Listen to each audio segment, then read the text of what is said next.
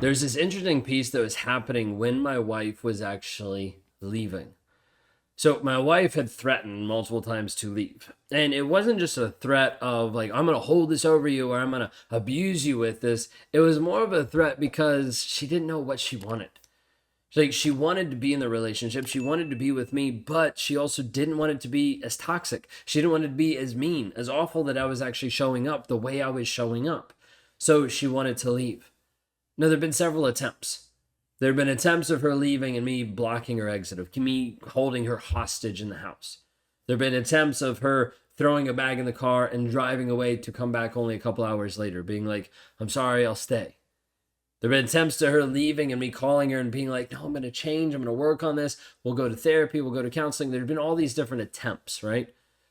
And inside of this, there was always this weird push and pull that was happening in my life. Now, I'm not trying to make it about me for a moment, but I want you to understand just a perspective that might give you a different perspective on your relationship right now. What would happen would be my wife would be like, hey, I want to leave. So there'd be a piece of me that would be first off like, no, don't want you to leave. But there wasn't like the reasoning why underneath. Because I was just showing up mean, I was just showing up rude, I was just showing up abusive. Like I hated it. Like I hated being in this relationship. I hated interacting with her. I wanted to go interact with all these other women. Like I didn't want to interact with her. So like, why would I say no? Didn't make sense. Well, part of it was this piece of I didn't want her to leave and make me look bad. Like this is a piece, like if she left me, then there'd be this piece that I have to figure out, how do I go in and tell my boss that my wife left me? Like, how do I spin this so that it's not my fault? Because obviously I'm not the abusive one. I'm not the toxic one. Like these are the stories I was telling myself. And so in the moment, she would say, I want to leave. And I'd be like, no. Then it'd be a piece in my mind where I'd be like, oh, you're such an idiot. Like, yes, you want her to leave because like she's limiting you from actually doing what you want. She's limiting you from going and being with other women. Like it's frustrating. You have to sneak around. You have to hide stuff. If she's gone, you can have people over. You can do whatever you want. Like, why not just get her out of the house? It's kind of like the thoughts that were going through my head. So there's a piece of like, no, I want you to stay. And she's like, oh. And then I'm like, I guess. She's like, well, do you want me to stay? I'm like, sure. So like it's in this piece where she's like, she's wanting validation that I actually want her there. And then I'm not giving it to her. I'm like purposely pulling back. Purposely pulling back because I don't want her to actually stay. And so it's this weird dynamic where I want to be able to kind of run after her and be like, no, don't leave. And at the same time, my mind was like, please leave. There's a piece of me that was really frustrated. There's a piece of me that I was sick and tired of her saying she was going to leave and then not doing it. There's this piece where I'm like, you either leave or you don't leave. Like, make up your mind. But I'm tired of this back and forth. Not realizing in the moment and not wanting to admit in the moment that I was the one causing the back and forth. I was the one doing this push and pull. So my mind had to come up with this piece of like, I'm just pissed off because you're not making a decision. Why don't you make a decision? Decide. Are you going to be here or not? Nope. Like decide right now, right now. Super aggressive. Super mean. Because I wanted her to make a decision so that that would actually pivot the trajectory of our relationship. I either knew she was going to stay and my life was going to continue to be hell because I was trying to do the things that I wanted to do, or she's going to leave and my life was going to magically get better because then I could go do the things that I wanted to do. I could go be with the women I wanted to be with. Like that was the thought process. So I'm like, hey, please stay, don't stay. Please stay, don't stay. Please stay, don't stay. But it couldn't come across that way. I couldn't say, don't stay. Because then I'd look like the bad guy. Then I'd look like something was wrong with me of how could you be so cold? How could you be so callous to push your wife away like that? When inside of my mind, that's what I wanted. I wanted her to leave. There's a piece in confessing all the affairs. There's a part in the back of my head that I was like, if I confess these, one, it's the right thing. It's what I'm supposed to do. But if I confess these, maybe she'll leave. Maybe she'll actually pack up her bags and leave this time because she'll be so pissed off of how much I hurt her. And then I can look at everybody else and I can be like, yeah, my wife left me. I don't know why. Like I was just being honest with her and she left me. And then switch into victim mode. All right, do you see this? I'm trying to paint a picture and I'm trying to have you understand because typically you will see this happen in your relationship where the guy in your life wants you to leave. You're like, well, that doesn't make sense because he's been blocking my exit. He's been telling me no. He's been saying I have to stay. He's been saying he can't do it without me. Guess what? Same thing I said. Same thing I communicated. Same thing I portrayed. But in reality, I still wanted her to leave. I wanted her to leave for a couple different reasons. The first one is so I could just fulfill my own desires. So I could go do what I wanted to do when I wanted to do it without having to report to anyone. Like I found out that the whole idea of, well, let me just get married so I can fit into society, so I can feel better, so I can do the thing I'm supposed to do. This is just how life is supposed to be, get married. All that was cocked up to a bunch of nonsense. I didn't want it anymore. I wanted to do what I wanted to do. Toxic person in your life, the narcissist, same exact thing. It's no different. He wants to do what he wants to do no matter what. Doesn't matter about your feelings, your needs, your emotions, your ideas, your opinions. Doesn't matter. He wants to do what he wants to do. So he's like, hey, if you leave, I actually get free from this. I get free from the ball and chain. I get free from the person that's going to hold me back. I get to go do what I want to do. Super toxic mindset, but that's what's going on.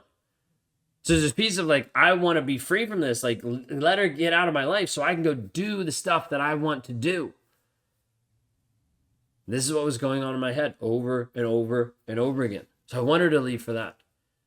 There's also another reason that I wanted her to leave so that I didn't look bad. You see, it looks bad if I left. It looks bad if I leave the house. It looks bad if I abandon my wife and kids, right? But it doesn't look bad on me if she leaves. Like if she walks out the door, then I can spin it. I can paint a different picture. Like as soon as she walked out the door, my mind was racing, being like, how do I phrase this? How do I say this? How do I look like a victim? I didn't think those exact words, but that was the mindset. How do I make sure I limit the damage control? I'm able to minimize what people see. I'm able to minimize how they actually hear about this. I'm able to minimize to make sure that my story gets to them first. You might have already seen this in your relationship where he wants you to leave because he's been cheating on you for a while. You know it. He knows it. Maybe he admits it. Maybe he doesn't. But he's been cheating on you for a while, and he keeps saying, no, don't leave, but he hasn't changed his behaviors. He still interacts with that person. He still talks to the affair partner. He still does those things. He still disappears. He hasn't developed trust. He hasn't worked on being honest. And so he actually wants you to leave, but he's not willing to say it, because saying it puts him as a bad person. He wants you to leave so he can use you as the scapegoat in his relationship falling apart.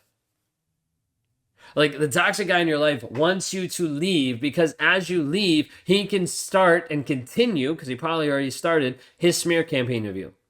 She left me. It's not me. It's not the 5 times I cheated. She left me. So you can become the victim. That's what he wants. A victim in this aspect, the narcissist playing victim, gets lots of supply. You'll see this on social media. You'll see different narcissists that come on social media like crying and being upset and like going through all this stuff of like, I'm just such a victim. People don't understand narcissists. We're so abusive towards us. They're playing victim to get attention.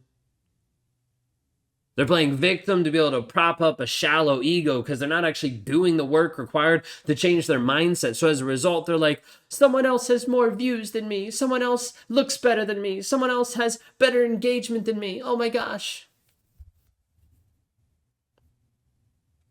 For all the self-aware narcissists that's your mantra out there, you can go fuck yourself. Because you need to actually learn to be able to stand up and learning actually who you are and stop playing a victim. A victim mentality doesn't fly in the healing space. Like when I talk to people and I work with people on a day-to-day basis, there is like an intake form for you to actually work with raw motivations. There's like an application. Why? Because we don't work with people that are stuck in the mindset of being victims. They don't want to heal. They don't want to progress. They don't want to move forward in their healing. All they want to do is they want to stay a victim. They just want to spew and spew and spew and don't want to actually take charge. They can actually change their mindset. They can actually heal. They can actually grow. They can actually develop. But instead, and that's what I was playing. That's what I was acting like. Because I wanted to look like I wasn't the bad guy. I wanted to look like it wasn't my fault. You need to understand he's going to do this to you multiple times. He's going to try to look like he's not the bad guy. He's going to try to look like he's the victim. He's trying to look and smear you so you look like the abusive person because he wants you to leave, but he doesn't want to look bad for it. He wants you to leave him so that he can blame it on you. Guess what? You're just going to have to take the blame because the blame that you take means freedom because you're taking false blame.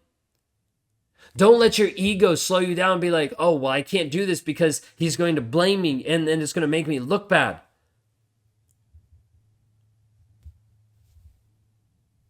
If you look bad for a period of time and you actually heal and find your freedom, is that not worth it?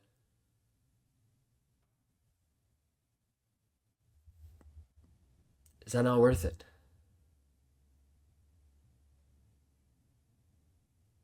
Stepping into freedom is never easy. Walking people to freedom is never easy. Helping them move forward in their freedom is never easy.